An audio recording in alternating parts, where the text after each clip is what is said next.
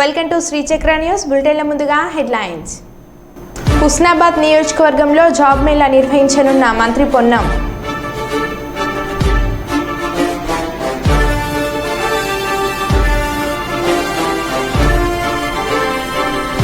చెట్లు నాటే కార్యక్రమం నిర్వహించిన మన కోసం మనమందరం సేవా సంఘం.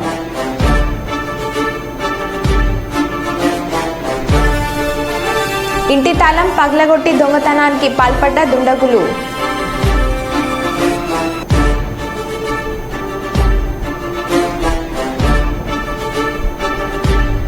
పట్టణం పాలన వద్దు, పల్లె పాలనే కావాలి. సత్యనారాయణపురంలో మహిళల నిరసన.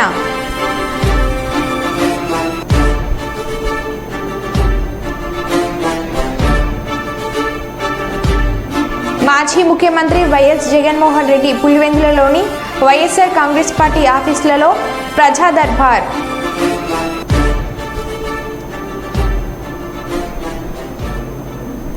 ఇక వివరాల్లోకి వెళ్తే, దివ్యాంగులకు అండగా ఉండాల్సిన బాధ్యత ధనికులపై ఉందని కర్నూలుకు చెందిన ప్రముఖ గ్యాస్ట్రో ఎంట్రాలజీ వైద్యుడు శంకర్ శర్మ అన్నారు. కర్నూలు సమీపంలోని పసుపుల గ్రామంలో ఉన్న అమ్మ అందుల పాఠశాలలో దివ్యాంగులకు డాక్టర్ శంకర్ శర్మ నిత్యావసర సరుకులు అందించారు. అందులకు గతంలో ఎంతో సహాయం చేశానని, భవిష్యత్తులో వారికి అవసరమైన సేవ చేసేందుకు తన వంతు కృషి చేస్తానని ఆయన హామీ ఇచ్చారు. అందులను గౌరవించి వారిని ఆదుకోవాల్సిన బాధ్యత సమాజంలో అందరిపై ఉందని శంకర్ శర్మ తెలిపారు. అమ్మ అందుల పాఠశాలలో ఉన్న వారికి ఆరోగ్య సమస్యలు పరిష్కారం చేస్తానని డాక్టర్ తెలిపారు. తమను గుర్తించి నిత్యావసర వస్తువులు ఇచ్చిన డాక్టర్ శంకర్ శర్మకు అంధ విద్యార్థులు ధన్యవాదాలు తెలిపారు.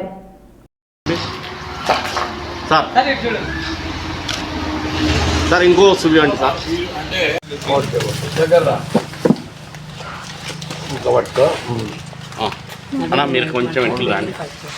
అవునా సార్, అట్లే ఉన్నాడు సార్. పట్టుకో బంగారు, తీసుకో, నువ్వు తీసుకో. అట్లా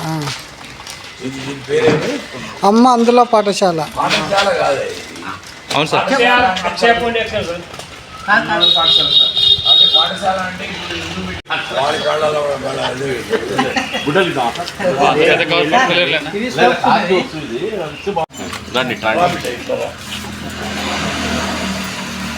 అక్కడ చూడండి, అటువైపు చూడండి. అట్లే ఉన్నాడమ్మా.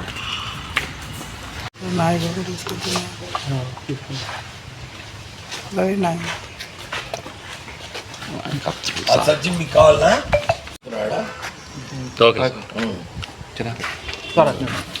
ఈరోజు రెండు గంటలు వస్తుంది మీరు సార్.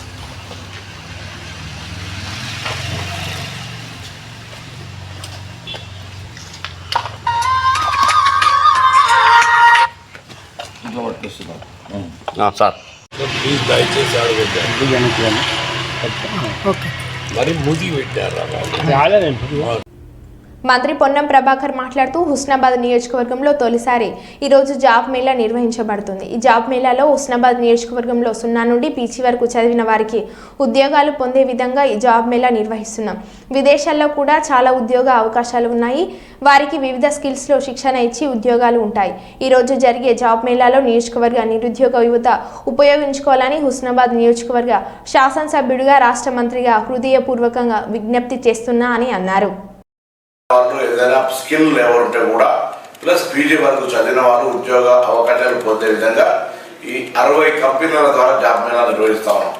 ఇది కాక విదేశాల్లో అనేక దేశాల్లో చాలా ఉద్యోగ అవకాశాలు ఉన్నాయి. దాన్ని కూడా టామ్కామ్ నుంచి ఒక స్టార్ట్ చేస్తూ ఉన్నాం.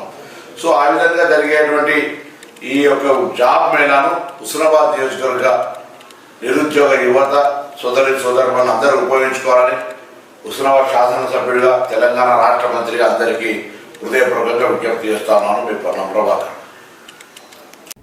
కేవీ సుబ్బారెడ్డి తన నివాసంలో విలేకరులతో మాట్లాడారు.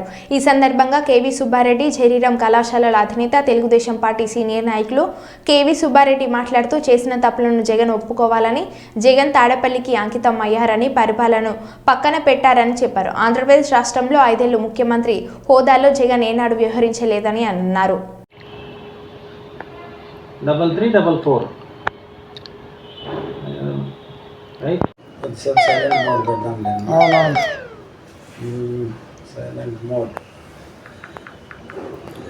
ఈసారి ఎట్టి పరిస్థితులు గెలవరు అని తెలియజేస్తూ ఎవరైనా సరే ప్రజల కోసం బతుకుతాం. రాజకీయాల్లో ఉన్నవాడు ఎవడైనా సరే ప్రజల సొమ్ము తింటే వాడు అసలు మనిషి కాదు. ప్రజలందరూ మన కన్నబిడ్డలండి, మన కుటుంబం అండి. ప్రజలందరినీ ఎవరైతే కన్నబిడ్డలాగా చూస్తారో, ఆ కుటుంబంలాగా చూస్తారో వాళ్ళు మాత్రమే రాజకీయాలు ఉండాలని ఆకాంక్షించేటువంటి ఒక కేవీ సుబ్బారెడ్డి మిమ్మల్ని ఈరోజు నిలదీస్తున్నాడు అంటే ఒకప్పుడు మీ వీరాభిమాని, మీ నాన్నగారి వీరాభిమాని, మీ యొక్క దుశ్చర్యలు, పనికిమాలిన పరిపాలన నచ్చక వాటిని మీకు తెలియజేయడానికి ఈ విమర్శ చేస్తున్నారని అర్థం చేసుకుంటారని మనం చేస్తున్నా. Thank you. ఎన్ని నిమిషాలు వచ్చింది? 7 minutes వచ్చింది సార్. Editing చేస్తాంలేండి sir. మన పట్టణంపల్లి సారీ 5-6 ఫోటోలు పెట్టినారు. ఈరోజు చంద్రబాబు నాయుడు గారి సారథ్యంలోని ప్రభుత్వం ఇటీవల అమరావతిలో కూల్చివేసిన వైసీపీ కార్యాలయం గురించి ఏమేమో మాట్లాడుతున్నారు. ఆ రోజు జగన్ గారు అధికారంలోకి వస్తూనే బిగిన్ చేసింది ఏంటి? ప్రజా ప్రయోజనాల కోసం నిర్మించినటువంటి ఓ మంచి వేదికను కూల్చింది నిజం కాదా? ఆ తర్వాత ఏకంగా తెలుగుదేశం పార్టీని కూల్చే ప్రయత్నం చేసింది నిజం కాదా? అనేక మంది మీద కేసులు పెట్టి భయభ్రాంతులను చేసి 5 సంవత్సరాల పాటు నిరంకుశమైనటువంటి పాలన సాగించింది నిజం కాదా? ముఖ్యమంత్రి అంటే ప్రజల్లో ఒకడు, ప్రజాసేవకుడు అని మన రాజ్యాంగం చెప్తూ ఉంది. కానీ 5 సంవత్సరాల పాటు తన కోట కట్టుకొని తాడేపల్లి ప్యాలెస్లో నివాసం ఉండి ప్రజలందరికీ దూరమైంది నిజం కాదా? ఈరోజు పంగనామాలు 11 అంకెలు తెచ్చుకొని ఆ 11 మంది కూడా ఈరోజు శాసనసభకు వెళ్ళలేని పరిస్థితి కల్పించుకున్నది వారి యొక్క స్వయంకృతాపరాధం కాదా? నిజానికి జగన్ గారు 151 సీట్లు గెలిచినప్పుడు తెలుగుదేశంకు భవిష్యత్తు లేదు అని అనిపించింది. కానీ భస్మాసురుడు లాంటి జగన్మోహన్ రెడ్డి గారు తన నెత్తి మీద తనే చేయబెట్టుకొని, అలాగే ప్రజలందరినీ మీ నెత్తి మీద కూడా చేయబెట్టి ప్రజలందరినీ బికార్లను చేసే ప్రయత్నం చేశాడు. కానీ ఆంధ్ర ప్రజలు కొంత తెలివి ఉంది వాళ్ళు కాబట్టి ఇప్పటికైనా మేల్కొని అతన్ని ఎక్కడ కూర్చోబెడితే బాగుంటుందో అక్కడ కూర్చోబెట్టాం. కనీసం ప్రతిపక్ష హోదా కూడా ఇవ్వలేదు. ఇన్ని జరిగాక కూడా మేము అన్నీ బాగా చేసాము, ప్రజలందరికీ బటన్లు నొక్కాము అంటే నువ్వు బటన్ కాదు ఇంకేమో నొక్కావు, వాళ్ళ గుండెలు నొక్కావు, అందరికీ కూడా గుండెపోటు తెప్పించావు. అందువల్ల నీకు అదే పోటు తెప్పించడానికి ప్రజలు ఈ నిర్ణయం తీసుకున్నారని నేను చెప్తున్నాను. ఇక స్వా డైమండ్స్ ప్రదర్శనను కర్నూలులోని హోటల్ మౌర్యాలో ఏర్పాటు చేశారు. ఈ డైమండ్స్ ప్రదర్శనను డీఎస్పీ బాబురావు ప్రారంభించారు. ప్రపంచవ్యాప్తంగా ఎంతో గుర్తింపు ఉన్న స్వా డైమండ్స్ భారతదేశంలో 300 అవుట్లెట్లలో నిర్వహిస్తున్నామని స్వా డైమండ్స్ డైరెక్టర్ తెలిపారు. ఆంధ్రప్రదేశ్ రాష్ట్రంలో మొట్టమొదటిసారిగా కర్నూలులో స్వా డైమండ్స్ షోరూమ్ను ఏర్పాటు చేయడం సంతోషంగా ఉందని డీఎస్పీ బాబురావు తెలిపారు. స్వా డైమండ్స్లో కస్టమర్లకు ఎంఆర్పీ ధరలకు డైమండ్స్ విక్రయిస్తున్నామని నిర్వాహకులు తెలిపారు. ఆంధ్రప్రదేశ్లో కర్నూలులో కేంద్రంగా స్వా డైమండ్స్ షోరూమ్ను త్వరలో ఏర్పాటు చేస్తామని వారు తెలిపారు.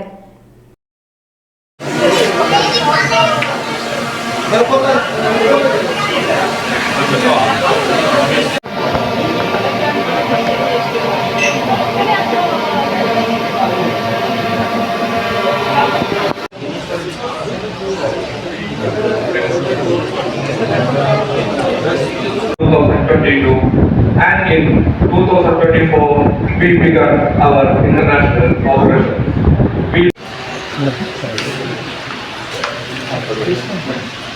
జ్ఞాన చైతన్య ప్రతీకైన శ్రీ లక్ష్మీ హయగ్రీవ స్వామి బ్రహ్మోత్సవాల శుభ సందర్భంలో ధార్మిక చత్తాద శ్రీ వైష్ణవ సమాఖ్య వేదిక లోగోను ఆవిష్కరించారు.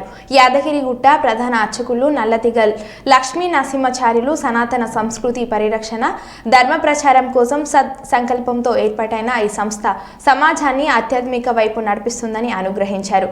నల్లంతిగల్ లక్ష్మీ నరసింహాచార్యులు వారి గౌరవ అధ్యక్షతన సనాతన ధర్మ పరిరక్షణ, సకల జనులకు ఆధ్యాత్మిక చైతన్యం అందించేందుకు ధార్మిక చత్తాద శ్రీ వైష్ణవ సమాఖ్య వేదిక కృషి చేస్తుందన్నారు. ఆ సంస్థ అధ్యక్షులు తోమాల కుండస్వామి, ప్రధాన అర్చకులు నల్లతిగల్ లక్ష్మీ నరసింహాచార్యను సగౌరవంగా సత్కరించారు. श्रीलक्ष्मी अजग्रीवस्वामिनः पाञ्चान्निके गुण्डात्मकवार्षिक ब्रह्मोत्सवाराधनकरमणीयध्यापनसे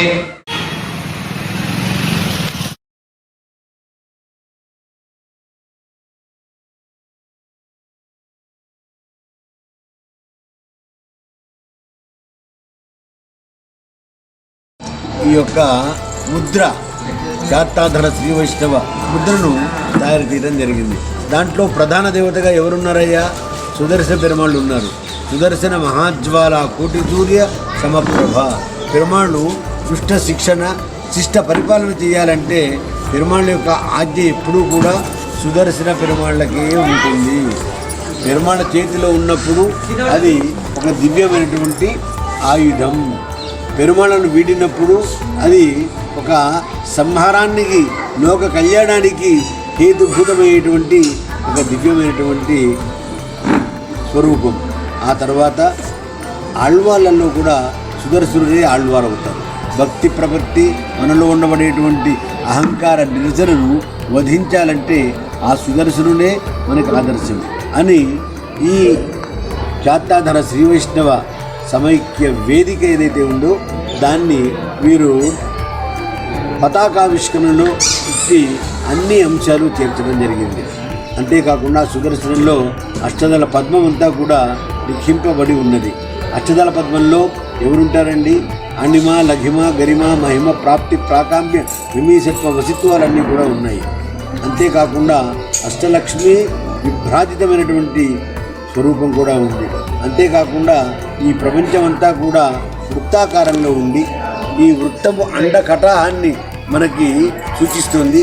దాన్ని ఛేదించుకుంటేనే మనకి ముక్త పురుషాత్మ సిద్ధించి పరమాత్మ దగ్గరికి సాయుధ్యం చేరడానికి హేతువవుతుంది.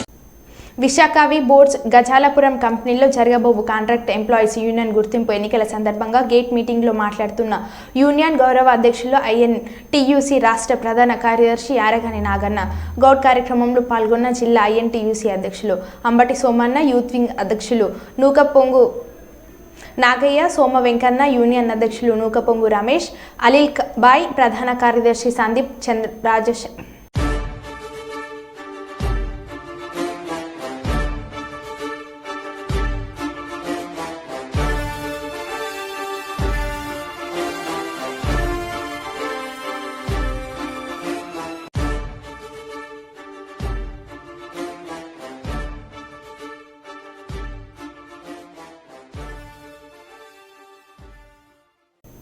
మాజీ మంత్రి మారెప్ప తనపై తప్పుడు ప్రచారం చేస్తున్నారని కర్నూలు జిల్లా గూడూరు మండలం టీడీపీ అధ్యక్షుడు సుధాకర్ రెడ్డి అన్నారు. కర్నూలులోని ఓ హోటల్లో ఆయన మీడియా సమావేశం నిర్వహించి మాట్లాడుతూ మాజీ మంత్రి మారెప్ప తనపై చెక్లు దొంగతనం చేశారని, కర్నూలు 3వ పట్టణ పోలీస్ స్టేషన్లో తప్పుడు కేసు పెట్టారని, కేసు విచారణలో ఉందన్నారు.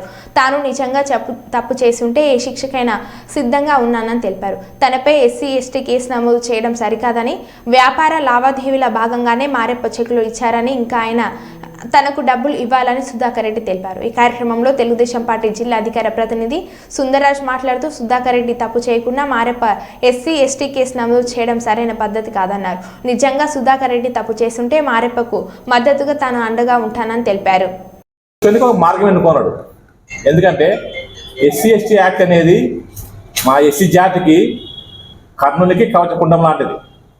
నిజంగా ఆపద ఉంటే దాన్ని ఉపయోగించుకోవడానికి మాకు హక్కు ఉంది. అది భారత రాజ్యాంగం నిర్మాత అంబేద్కర్ మాకు హక్కు ఇచ్చిపోయినాడు. అది కానీ హక్కుని మిగతా వాళ్ళు ఆయనకి సపోర్ట్గా చేసి అతను కూడా నేను ఎస్సీని కేసు పెట్టి భయపడతారని కేసులు తప్పుదో పట్టించనీకే చెక్కు వెంటనే చెక్కు గురించి కంప్లైంట్ చేయాలా, ఎస్సీ ఎస్టీ కేసు పెట్టకూడదు నువ్వు. మరి ఎందుకైనా ఆ విధంగా చేస్తుంటే ఆయనకి ఏ పదవి లేదు. ఇప్పుడు ఒకసారి ఒక పార్టీ కాంగ్రెస్, బీజేపీ, టీడీపీ రకరకాల పార్టీ కూడా మెదడు భ్రమించింది సార్కి. మంచి మారేపడే మంచి గౌరవం మా జాతి బుద్ధి బిడ్డను కూడా మేము. కానీ ఈ విధంగా తారీఖును మేము గ్రహించలేకపోయినాం. దయచేసి మారెప్ప గారికి మరొక సలహా చెప్తున్నాము. దయచేసి ఎస్సీ ఎస్టీ కేసు దుర్వినియోగం చేయొద్దండి. ఎందుకంటే ఎస్సీ ఎస్టీ కేసు ఈరోజు వీగిపోతున్నామంటే కారణం మీరు తప్పుడు కేసు పెట్టడం వల్లనే. ఎంతకాలం తప్పుడు అని చెప్పినట్టు ఈరోజు ఇది కావచ్చు, రేపు ఇంకోటి కావచ్చు. ఎస్సీ ఎస్టీ కేసు అనేది నిజంగా మనం బాధ్యతమై ఉండి బాధపడి ఉంటే నేను కూడా ఎస్సీ మాదిగా నేను కూడా నిజంగా ఇబ్బంది ఉంటే తప్పేం పెట్టుకోవచ్చు. కానీ ఏ తప్పు లేకుండా సల్లి మీద సుధరుడి మీద ఇంకోటి మీద ఆరోపణ మంచిది కాదు. అది నిజంగా నీకు తప్పు డబ్బులు చెక్కులు డబ్బులు మీకు లావాదేవీలు ఉంటే అది మీరు నిర్ణయం తీసుకోండి. ఇబ్బంది కనిపిస్తే స్టేట్లో కంప్లైంట్ ఎస్పీ గారికి ఇవ్వండి, ఇంకోరికి ఇవ్వండి, అది వాళ్ళు విచారిస్తారు. అది తప్పులు అనేది నిజంగా వాళ్ళు డబ్బులు చెక్కులు దొంగలింటే వాళ్ళు శిక్ష అనుభవిస్తారు. అది వేరే ఆప్షన్. కానీ ఎస్సీ ఎస్టీకి ఇచ్చడం అనేది దుర్మార్గం. దీన్ని మేము తీవ్రంగా ఖండిస్తున్నాం. మా జాతి బిడ్డగా నేను కూడా దయచేసి మారెప్ప గారికి మరీ ఇంకోసారి చెప్తున్నాను, ఇటువంటివి తప్పుడు ఆరోపణలు చేయొద్దండి మీరు. అతను కూడా మన జాతి ఎవరైతే ఎంటబోయినారో వాళ్ళకు కూడా నా సలహా ఏమంటే మీరు కూడా విచారించండి. మీరు నిజంగా ప్రాబ్లం ఉంటే తప్పేం కాదు, పిలిస్తే అందరం వస్తాం. మారెప్ప మన జాతి బిడ్డ, అందరూ సపోర్ట్ చేస్తాం, అతనికి తప్పేం కాదు అది. కానీ చెక్కులకి డబ్బులకి కులానికి పద్ధతి కాదు ఇది. దయచేసి ఆ విధంగా మీరు చేయొద్దని మారెప్ప గారికి సవినయంగా మేము కోరుతున్నాము. Thank you. నా పేరు సుందర్రాజు. వాళ్ళేమో 16 లక్షలు డ్రా చేసినారని చెప్పేసి మన ప్రెస్ మీట్లో చెప్పడం జరిగింది. అయితే మీకు చెల్లించాల్సిన మొత్తం 30 లక్షల పైగా మీరు చెప్తా ఉన్నారు. ఈ 30 లక్షలు మీకు ఏ రూపంలో అతను బాకీ పడ్డాడు, లేదా మీ దగ్గర అప్పు ద్వారా తీసుకున్నాడా, లేదా వ్యాపార లావాదేవీల్లో నుండి మీకు అప్పు పడ్డాడా? మేము ఇంతకుముందు కూడా ఆయన దగ్గర కొన్ని వ్యాపారాలు చేసినాము. అప్పుడు మాకు కూడా ఉన్నాయి. దాంట్లో ఇప్పుడు మన ఇచ్చిన దాంట్లో కూడా తను వాళ్ళ అల్లుడు ప్రమేయం కూడా ఉంది. అల్లుడు మేము ఆయన అది కొన్ని వ్యాపారాలు చేసినాము. మేము తర్వాత మనం వచ్చినప్పుడు నాకు అర్జెంట్ పని పడింది, మా అతనికి ఇలా డబ్బులు అందుకో మేము ఇంతవరకు చెప్పినాడు. దాని వరకు మాకు చెక్కులు ఇచ్చినాడు. అది డబ్బులు తీసుకొని మాకు చెక్కులు ఇచ్చినాడు. ఆ చెక్కులు మాకు చేయనప్పుడు డబ్బులు ఇస్తామని చెప్పుకుంటూ వచ్చినాడు. మనం మేము చెక్కులు ఇస్తే డబ్బులు ఇచ్చిన రాయండి. అయితే మీకు చెక్కులు ఎప్పుడు ఇచ్చినాడు ఆయన, ఎప్పుడు డ్రా చేశారు? మొన్న 15 రోజులకి 10-12 రోజుల కింద డ్రా అయ్యాడు. చెక్కులు ఇచ్చింది ఎప్పుడు? చెక్కులు ఇచ్చి ఒక 15 రోజులు అయితే 20 రోజులు అంతే కదా. ఈ మధ్యకాలంలోనే. Okay, right. Thank you. Telugu Desam party అధికారంలోకి వచ్చి 10 రోజులు గడవక ముందే దౌర్జన్య కార్యక్రమాలకు పాల్పడుతున్నారని మాజీ ఎమ్మెల్యే వైసీపీ నాయకులు లబ్ధి వెంకటస్వామి కర్నూలులో అన్నారు.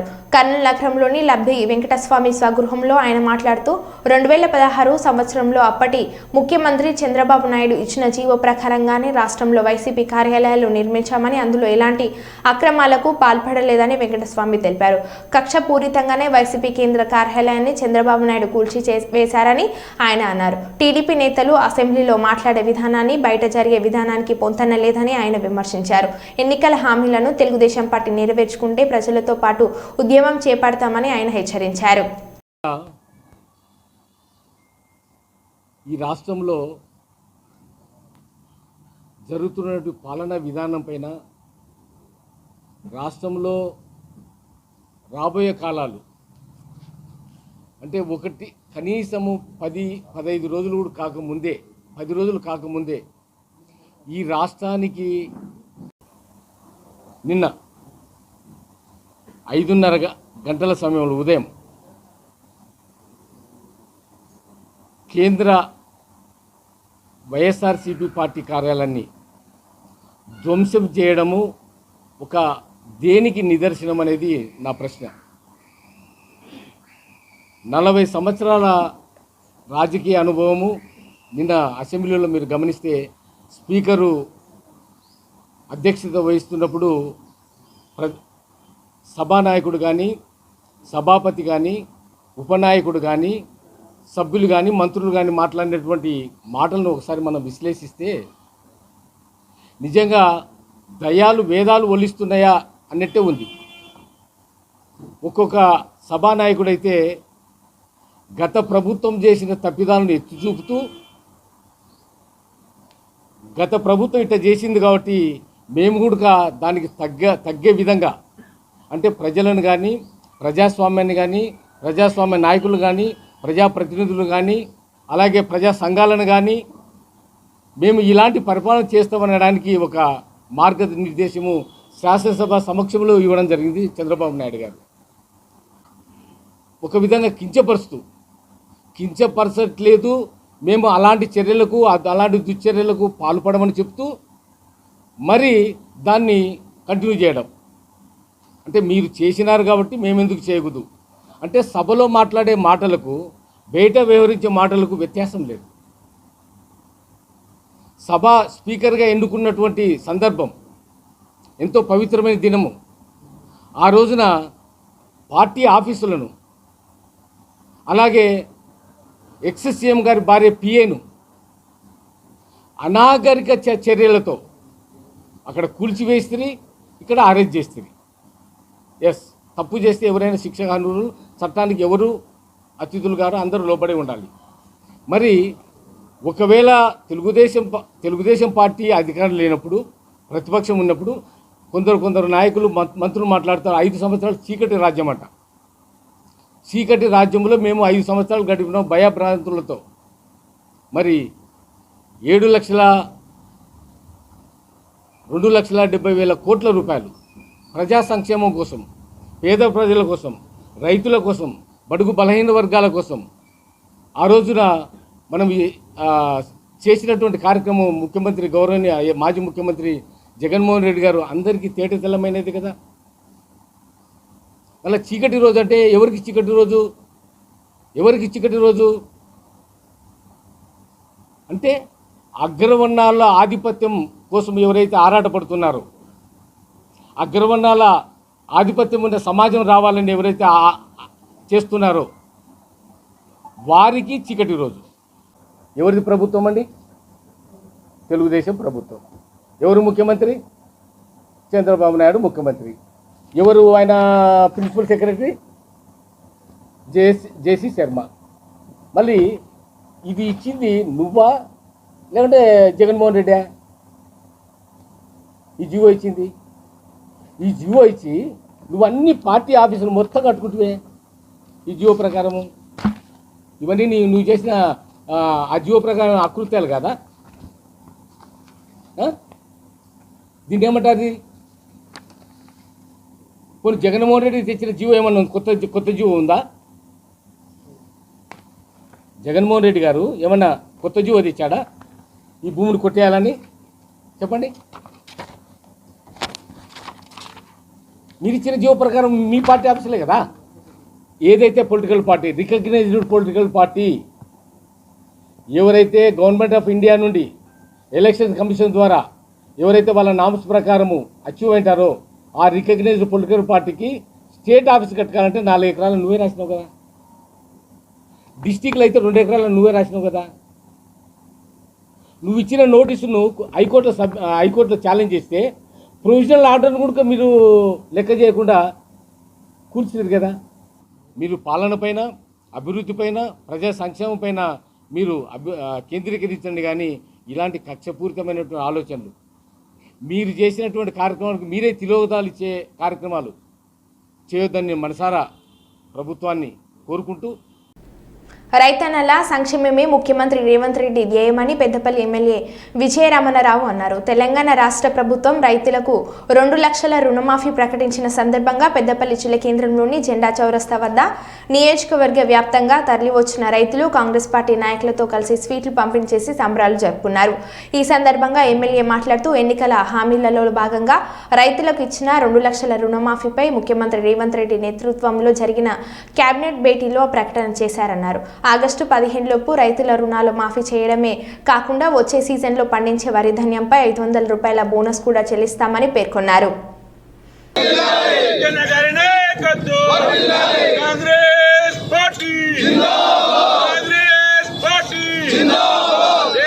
ప్రభుత్వం వచ్చి 6 నెలలు అవుతా ఉంది. ఆ 6 నెలల్లో 100 రోజులు ఎన్నికల కోడి ఉంది.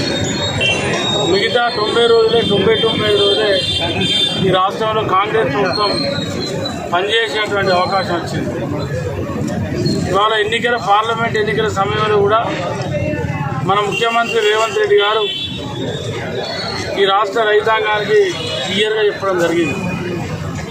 రైతులకు నేను మాట ఇస్తా ఉన్నా, ఈ తెలంగాణ రాష్ట్ర ముఖ్యమంత్రి చెప్తా ఉన్నా, ప్రతి రైతుకు 2 లక్షల రుణమాఫీ చేసే బాధ్యత ముఖ్యమంత్రి నాది, కాంగ్రెస్ ప్రభుత్వాన్ని అని చెప్పి పార్లమెంట్ ఎన్నికల ప్రచార కార్యక్రమంలో కూడా చెప్పడం జరిగింది. ఇవాళ ఇచ్చిన మాట కట్టుబడి ఉండి ఏదైతే ఆనాడు 15 ఆగస్టు లోపల రైతు రుణమాఫీ చేస్తామని చెప్పి రైతాంగానికి మాట ఇచ్చాడు ముఖ్యమంత్రి గారు. మరి మొన్న శుక్రవారం రోజున క్యాబినెట్ మీటింగ్ పెట్టి క్యాబినెట్ సమావేశాన్ని ఏర్పాటు చేసి విధి విధానం ఖరారు చేయడం కోసం సబ్ కమిటీ చేసి తుమ్మల నాగేశ్వర ఆధ్వర్యంలో రైతు రుణమాఫీ కమిటీ చేసి మరి వాళ్ళ రైతుల రుణమాఫీ చేయడం కోసం జూలై 15 లోపల ఒక నివేదికను ఇవ్వండి అని చెప్పి ఆదేశించి ఇవాళ 15 ఆగస్టు లోపల కట్-ఆఫ్ డేట్ పెట్టుకొని రైతులకు రుణమాఫీ ఇస్తామని చెప్పి ఏదైతే ప్రకటించి క్యాబినెట్లో ఆమోదం పొందవేసినటువంటి కాంగ్రెస్ ఈ రాష్ట్ర ప్రభుత్వానికి, ప్రధానంగా మన ముఖ్యమంత్రి రేవంత్ రెడ్డి గారికి పెద్దపల్లి నియోజకవర్గ కాంగ్రెస్ పార్టీ తరఫున రైతుల పక్షాన స్థానిక శాసనసభ్యుడిగా మనందరి తరఫున నేను హర్షం వెలిపిస్తా ఉన్నా. దీన్ని 100% స్వాగతిస్తా ఉన్నా. ఆత్మహత్య ఘటనపై మాజీ ఎమ్మెల్యే అదీప్ రాజ్ కుటుంబ సభ్యులు వివరణ. గ్యాస్ట్రిక్ సమస్యతో మెడికవర్ హాస్పిటల్లో అడ్మిట్ అయినట్లు వివరణ. కావాలనే మాపై దుష్ప్రచారం చేస్తున్నారు. ప్రస్తుతం ఇంట్లో విశ్రాంతి తీసుకుంటున్నారు. సోషల్ మీడియాలో వస్తున్న అసత్య ప్రచారం ఎవరు నమ్మవద్దు అని అన్నారు. అందరికీ నమస్కారం. నేను మీ అన్నంరెడ్డి అదీప్ రాజ్. అయితే ఈరోజు ఎంత స్పీడ్గా పుకార్లు వాళ్ళంతా కూడా హల్చల్ చేస్తున్నాయో మనందరం కూడా చూస్తున్నాం. నిన్న సాయంత్రం 4 గంటల నుంచి 6 గంటల వరకు కూడా పెందుర్తి నియోజకవర్గ పరిధిలో ఉన్నటువంటి వైఎస్ఆర్ కాంగ్రెస్ పార్టీ ఆత్మీయ సమావేశం ఏర్పాటు చేసుకొని కార్యకర్తలందరితో కూడా బ్రహ్మాండంగా కార్యక్రమం చూసుకొని తదనంతరం కుటుంబంతో కలిసి సరదాగా బయటికి డిన్నర్ కూడా వెళ్ళి రావడం జరిగింది. అయితే కొంచెం అనీజీగా అనిపించి గ్యాస్ట్రిక్కా లేదంటే ఫుడ్ పాయిజన్ అయిందా అనుకుంటే తెలియదు, కానీ చిన్న అనీజీగా అనిపించి తెల్లవారుజామున సుమారుగా 2:30-3 గంటలకి నేను హాస్పిటల్కి వెళ్ళడం, అప్పుడు 6 గంటలకల్లా నేను డిశ్చార్జ్ అయిపోయి బయటికి రావడం కూడా జరిగింది. ఏమీ లేనటువంటి విషయాన్ని ఇవాళ ఏదేదో జరిగిపోయినటువంటి విధంగా దాన్ని ఎంతో పెద్ద విషయంగా ఇవాళ మీడియాలో కానీ సోషల్ మీడియాలో కానీ ప్రచారం చేస్తున్నారు. ఇవన్నీ కూడా అవాస్తవం. నేను క్షేమంగా హ్యాపీగా ఇవాళ మా ఇంటికి వచ్చి ఆల్రెడీ రిలాక్స్డ్గా నేను ఉన్నాను. మా కుటుంబ సభ్యులందరితో కూడా బాబుని ఇప్పుడే సిల్వర్ ఓక్ స్కూల్లో కూడా బాబుని కూడా జాయిన్ చేయడం ఇవాళే జాయిన్ చేయడం కూడా జరిగింది. అంతా హ్యాపీగా ఉంది. ఎవరు ఎటువంటి సందేహాలు ఇటువంటి వార్తలు వీటిని కూడా నమ్మకూడదని చెప్పి మరీ కోరుకుంటూ ప్రజలందరి దీవెనలు ఆశీస్సులతో మరింతగా పార్టీని బలోపేతం చేయడానికి మళ్ళీ ఏదైతే మనం అనుకున్న స్కెడ్యూల్ ప్రకారం కార్యక్రమాలన్నీ కూడా సవ్యంగానే జరుగుతాయి. రేపు ఎల్లుండి నుంచి మళ్ళీ అందరికీ కూడా అందుబాటులో కూడా ఉంటాను. ఇటువంటి తప్పుడు వార్తలు కావాలని ఏదో రకంగా మమ్మల్ని ఇంకా ఇప్పుడు ఓడిపోయినటువంటి బాధలో ఉన్నాం కాబట్టి దొరికిన ప్రతి విషయాన్ని కూడా ఏదో రకంగా దానికి 10 యాడ్ చేసి మమ్మల్ని తక్కువ చేయాలని చూసేటువంటి వాటికైతే భయపడేది లేదు. ఖచ్చితంగా మరింత ధైర్యంతో ప్రజల్లోకి వెళ్తాం. Thank you. మరో బులెటిన్లో మళ్ళీ కలుద్దాం. Stay tune.